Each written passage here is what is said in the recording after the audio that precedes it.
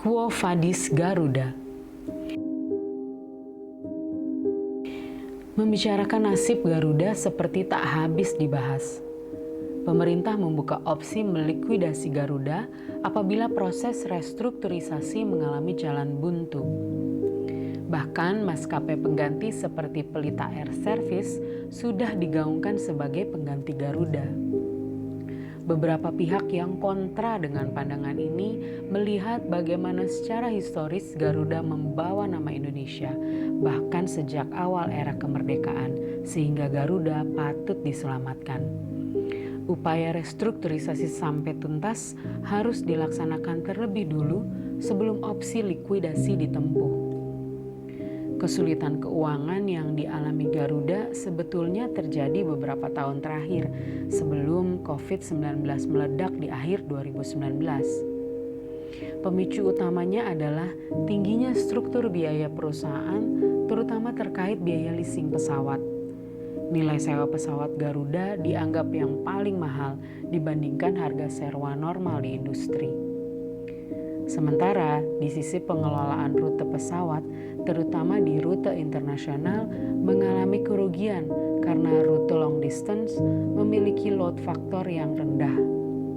Misalnya, rute Jakarta-London atau Jakarta-Amsterdam.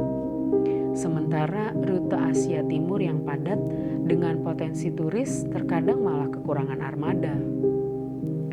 Berbagai upaya efisiensi sudah dikerjakan untuk menurunkan struktur biaya maskapai ini. Langkah utama adalah menurunkan biaya sewa dengan mengembalikan hampir 2/3 armada pesawat. Langkah perampingan sumber daya manusia juga dilaksanakan dengan merumahkan klaster pilot sampai dengan supporting staff. Pada tahun 2020, pemerintah dalam skema PEN juga memutuskan bantuan modal kerja dengan mengalokasikan dana sekitar 8,5 triliun untuk Garuda. Namun sayang, sampai dengan saat ini, dana tersebut belum berhasil dikucurkan karena alasan teknis yang sulit dipenuhi.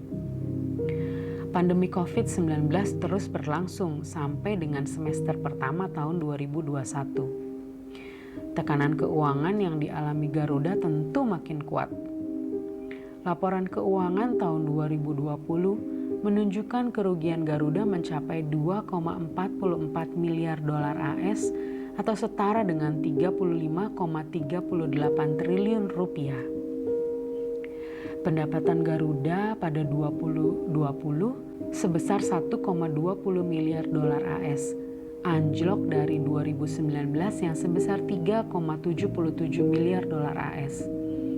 Sementara beban usaha perseroan mencapai 3,3 miliar dolar AS atau sekitar 47,85 triliun. Pada laporan keuangan semester 1 tahun 2021, Garuda masih mencatatkan rugi sekitar 13 triliun rupiah. Posisi modal juga sudah menunjukkan ekuitas negatif sebesar 2,85 miliar dolar AS. Financial distress yang dialami Garuda tentu menyulitkan posisi perusahaan dalam melakukan renegosiasi dengan para kreditur dan resor pesawat. Menghadapi kreditur lokal dan sesama BUMN seperti Bank Himbara atau Pertamina atau Angkasa Pura, mungkin negosiasi relaksasi bisa dilaksanakan dengan kondusif. Tentu tidak mudah dan perlu berbagai strategi ciamik dan negosiasi serta miracle supaya bisa lolos dari lubang jarum ini. Garuda pernah mengalami situasi krisis pada periode masa lalu dan berhasil keluar dengan selamat. Bedanya, masa lalu persoalan lebih kepada mismanagement dan relatif berhasil diperbaiki. Sementara krisis sekarang harus menyelesaikan mismanagement plus situasi darurat akibat dampak COVID-19. Dukungan penuh negara dalam situasi extraordinary ini kelihatannya menjadi penting. Bagaimana perusahaan airlines bisa melakukan renegosiasi dengan para kreditur atau lessor. Apabila kreditur bisa diyakinkan dengan rencana restrukturisasi Garuda yang bersifat win-win bagi kedua pihak, serta adanya dukungan pemerintah, maka diharapkan renegosiasi bisa berjalan lebih lancar. Skenario berikutnya terkait pengelolaan maskapai nasional yang akan melibatkan Pelita Air Service sebagai pengganti Garuda sebaiknya dilaksanakan setelah upaya penyelamatan mencapai titik akhir. Tentu perlu banyak penyesuaian harus dilakukan Pelita Air untuk mengubah model bisnis dari charter airlines menjadi regular airlines dengan layanan full service.